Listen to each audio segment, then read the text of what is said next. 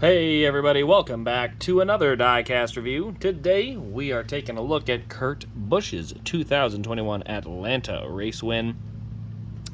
Where do we even begin? What a race this was. This was a battle of the Busch brothers, part 2. After the Kentucky win, the Kentucky race, this is kind of a secondary battle of that. And it kind of came down to Ross Chastain being in Kyle Busch's way as Kurt got the run and got around, and I honestly think it's pretty clear that was the difference in the race. They both had good cars, and without Ross Chastain, I don't think Kurt Busch has a chance to get there. So, anyway, let's go ahead and see all the different things that come with it. So we're going to start with our race win card. Kurt Busch, Quaker State 400 winner, Hampton, Georgia, July 11th, 2021. Looks like they literally caught Kurt Busch in between pictures. He's not really posed. So, just saying. Here you can see started 8th on the day, 4 cautions for 21 laps. That's not very good. Led 144 laps and won by 1.2 seconds. Only 280 total laps, which is pretty good for a nice 400-mile race. Also have our winner sticker here, the black and white, and the official event pin as well. You can see the Quaker State 400 at Atlanta, presented by Walmart. So the official event pin is also, I like to pick those up. I was able to find this one as well. So we're going to move on to our box really quick. It's a standard Elite box, nothing crazy to see here, but the production number is 423. Now, 423 is a solid number. It's not too low. I would be far more concerned about the Eric Almirola car. Only 200 of those, but not by any stretch a super high number either. So it's very middle of the road. I think this could be a harder one to find down the road. A lot of Kurt Busch wins are, but by no means is that a guarantee. So let's go ahead now and go nice and close. There we go. Had to move some things. Get nice and close to the diecast and see what we got here.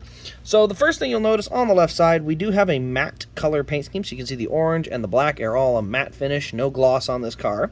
You can see we got Sunoco logo up here on the front, along with some buildup and a piece of green confetti. We got Chip Ganassi Racing there, along with our Goodyear lettering and a few stray pieces of confetti that found their way over here. You can see here on the wheels, we got number 1 and 42 for the Chip Ganassi Racing wheels, and then all the different markings on there. You can see we got a few sponsors over here, Sherwin-Williams, Lincoln Welders, Siemens, and Autos. I'm not sure what that one is. I've never seen that sponsor before. We got our number 1 right above the jack post there in the center of the door, where it belongs. We also got Kurt Busch up here in a tiny signature on the name rail. That could be bigger, just saying. So kind of funny that it's so small. Let's go ahead and go down the rest of the left side. You can see as we get towards the back, green and gold confetti get a lot more common. Got gear wrench and then the ethanol ring here on the corner panel. Spare pieces of green and gold confetti just kind of finding their way around, along with the markings on the tire there. And a couple on the window. Roof flaps on the roof do deploy. We got gear wrench and the number 1 up there. Big gap between the 1 and the gear wrench. I kind of get it. It lines up across the car, but I don't know. It just seems weird to have that much open space on the roof. You do see a couple antenna holes up there, so those are also on there for those little antennas that come in the box. Here on the back, you can see we got gear wrench and number 1. A nice big logo along with more confetti kind of piled in there. Inside the trunk here is where our fuel cell is at. You can barely see it, but it is there. We also do have a blank deck lid that's matte black. This is where Monster Energy was sponsored at. They were also, by the way, sponsored, I believe, here. I think it was here. Not here, but it was in one of these 2 spots. I want to say it was right here on the corner panel. They did have a sponsor there, but because of the rights thing, they just leave it blank. So, I mean, better to have it not on there than not have the car made at all. So, but yeah, you can see some more confetti as we go down the side. Your tire has a small mark on it, so a little rub mark there, but nothing too bad.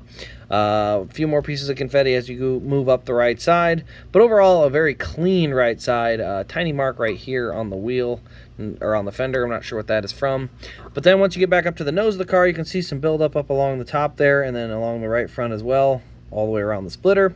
Grill opening there. Obviously on the front here, you can see we got gear wrench. The logo lines up really well with the hood, so that's pretty good to see. The 4 hood pins and all that, but for an Atlanta win, there's not a ton of rubber buildup. I thought there'd be a lot more buildup on this car, but for some reason, it just didn't quite get as much this time around. Not sure why.